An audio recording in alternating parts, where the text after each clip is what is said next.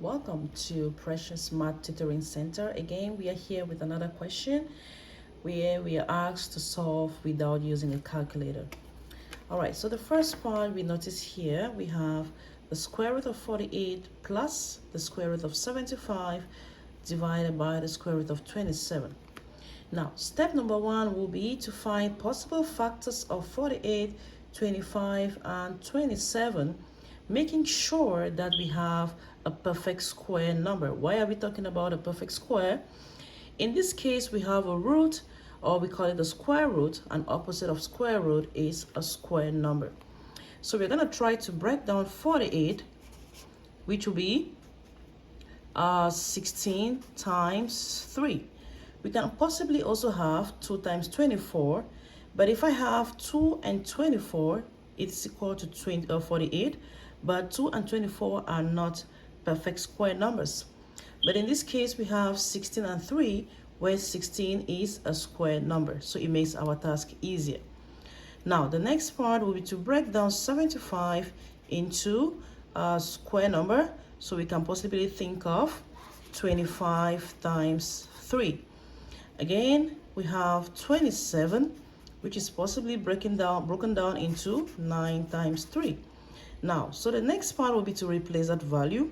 Square root of 48 will be broken down into square root of 16 times 3 plus square root of 25 times 3 over square root of 9 times 3.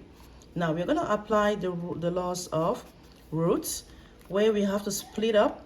So we're going to have square root of 16 multiplied by the square root of 3 plus square root of 25 multiplied by the square root of 3 divided by square root of 9 times square root of 3.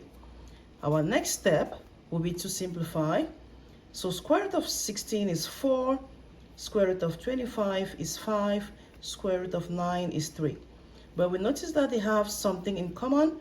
I'm going to try to bring that out. Square root of 3, parenthesis, this gives me 4, plus this will be 5, divided by square root of 9, which is 3, and we have root 3, so we have 3, root 3 at the bottom. Then again, I notice root 3 is common, so we're going to have them canceling out, and we are left with 4 plus 5 at the top, which is 9, and then divided by 3, and our final answer is 3. So we have solved this equation using, or this expression using or without a calculator. All right, let us dive into another question with roots. Again, we have square root of 72 minus square root of 50 divided by square root of 6. So the first part here will be to break down 72, 50, and 6 into possible root numbers. So we're going to have the first part, which will be 72 is rewritten as the square root of 9 times 8 minus square root of 50 can possibly be written as 2 times 25 divided by the square root of 6, which is broken out as square root of 2 times 3. Now, applying the rules, we are going to split them up. Square root of 9 multiplied by square root of 8 minus square root of 2 times square root of 25 divided by square root of 2 times square root of 3. Now, in this case, we're going to try to simplify. Square root of 9 gives me 3, and root 8 can also be broken down into 4 times 2 minus square root of 2, and this is giving us 5. Now, divided by square root of 2 times square root of 3. Okay? Now, in the next step, we're going to try to see how we can factor out any values that are common. But again, at this point, I think we should bring out square root of 2. So I have 3. This, we're going to apply the same step as step 2 or step 3, which will be square root of 4 times square root of 2 and minus 5 square root of 2 divided by square root of 3 times square root of 2. Whatever multiplication is commutative, so whichever way is still the same thing. And then over here we're going to have 3 times square root of 4 gives me 2, so 3 times 2, that gives me 6. Square root of 2 minus square root of minus 5 square root of 2 divided by square root of 3 times square root of 2. Now I notice square root of 2 are all common. I'm going to try to bring that out. Square root of 2 parenthesis 6 minus 5 over square root of 3 times square root of 2. So this cancels out, and our final answer will simply be 6 minus 1 minus 5 is 1 divided by the square root of 3.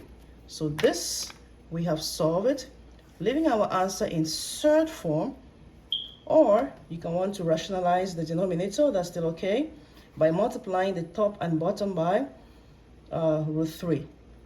So we have solved this whole process without a calculator.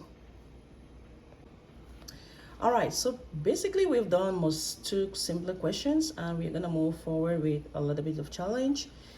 We have here root 63 plus root 28 over root of 150, multiplying that by root of 384 minus root of 294 over the root of 111. First step again is to find out possible factors that will break up into the values, making sure you have at least a perfect square number. So in the case of 63, we have the square root of 7 times 9, plus in this case of square root of 28, that gives me square root of 4 times 7, divided by, in the case of 150, you're going to be having square root of 25 times 6. So square root of 25 times 6. Now multiply the whole thing by square root of 384. Square root of 384 should be square root of 64 times 6 if you do your math, minus square root of 294 should be square root of 49 times 6. All right, so divided by square root of 111 will be square root of 16 times 7. Now at this point we are going to try to split them up. So the first part will be square root of 7 times the square root of 9 plus square root of 4 times the square root of 7 divided by square root of 25 times the square root of 6. Now on the other side we're going to have times square root of 64 multiplying square root of 6 minus square root of 49 multiplying square root of 6 divided by square root of 16 times square root of 7. Remember, the goal is to solve without using a calculator. All right, so there we're gonna go. We have to break it up. We already know the square root of 9 and all the possible square numbers. 9 is a square number, 4 is a square number, 25 is a square number, 64 is a square number, 49 is a square number, 16 is a square number. So they're all perfect square numbers. So 9 square root of 9 gives me 3 square root of 7 plus square root of 4 gives me 2 square root of 7 divided by 5 square root of 6 plus multiplying square root of 64 gives me 8 square root of 6 minus 7 square root of 6 divided by 4 square root of 7. Now the next part will be to have all the possible values factorized, those that are common. And in the first part, root 7 and root 7 is common, so we're going to factor that out. Root 7 parenthesis 3 plus 2 over 5 root 6. Multiply that with root 6 is common, factor that out. Root 6 parenthesis 8 minus 7 over 4 root 7. So at this point, we're just going to put our answers. So we have 3 plus 2 gives me 5. 5 root 7. And on the side of the multiplication, so top and bottom values can actually cancel out. So root 7 here is common. It cancels out here. Root 6 is common. It cancels out. And we are left with our possible values, which will be 5 over 5 times 1 over 4. Now, here we're going to have the values simplified. 5 divided by 5 is 1. Here we're going to have 1 over 4. So 1 times 1 by 4, our answer will simply be 1 over 4. So we have worked out this whole complex question into simpler steps without a calculator. Here again we have another challenging question of roots where we are asked to solve it without a calculator. Alright, so first here we have the cube root of another square root. Remember, when there's no value here, that means the square root of 3600 x to the power 12 plus the square root of 16 x to the power of 12. So step number 1, we're going to apply some basic rules of indices, where we have a to the power of 1 by n that transcribes to nth root, the nth root of a. So using this idea, we are going to work out the question. Remember again, we are working without a calculator. So the first part will be to rewrite the cube root into the square root of 3600 x to the power of 12. Remember, it's all in the square root sign, plus the square root of 16 x to the power of 12, all this to the power of 1 by 3. So we're basically applying this. All right, the next part will be to solve the parentheses first. So we're going to have to use again the root rules, which splits up that into square root of 3600 multiplied by square root of x to the power of 12 plus square root of 16 multiplied by square root of x to the power of 12. Again, all of this is to the power of 1 by 3. Our next step will be to find the possible square root of 3600, which means it's a perfect square. 36 is a perfect number. So we're going to find two possible values. So that gives me 60. And then this transcribes to the square root of x to the power of 12 plus 16 square root gives me 4 x to the power of, this is multiplication, x to the power of, under the square root sign of 12, all that to the power of 1 by 3. Our next step will be to still apply the rules that we had at the top. So that is very important to always keep your rules in mind.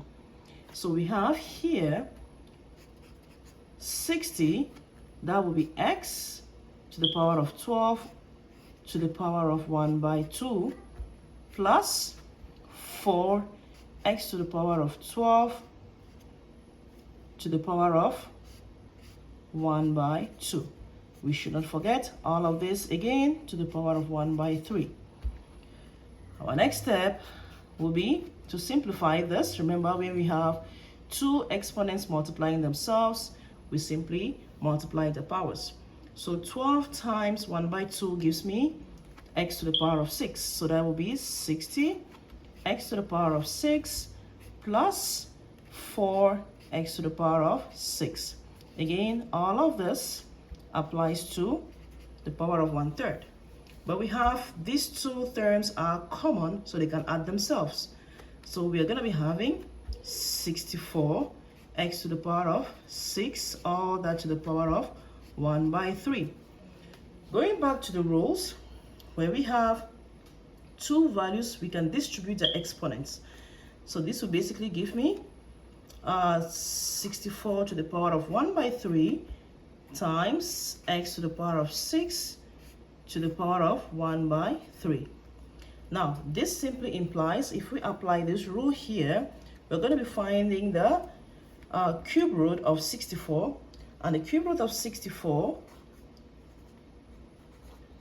will simply become 4. So times, when you multiply this as well, you have x to the power of 2.